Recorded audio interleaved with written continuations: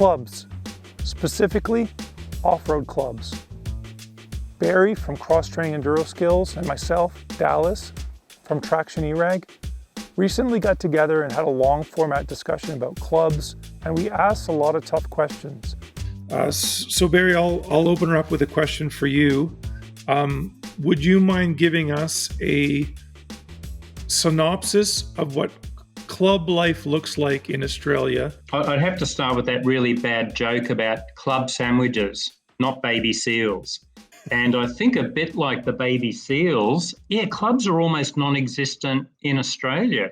It's something that happened, I'd say 20, 30 years ago, but there just seems to be an incredible level of apathy in Australia where very few people actually put the work to keep clubs going. And so we barely have any. We've maybe got a handful of trials riding clubs. That's just about it.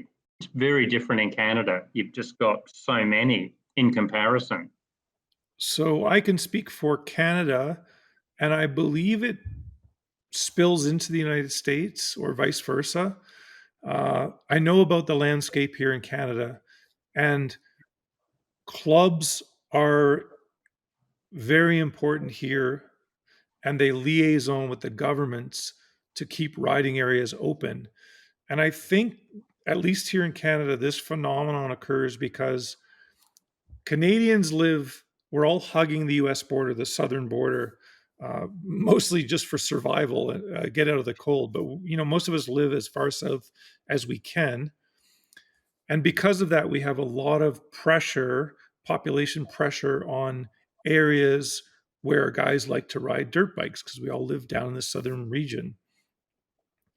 And whenever you bring in people and riding areas, people like to hike and they like to mountain bike and they like to do all these things on the trails that a lot of these trails started as dirt bike trails. So I feel like the people that are just joining the trail network have a sense of ownership that they are not entitled to, and it creates a lot of conflict.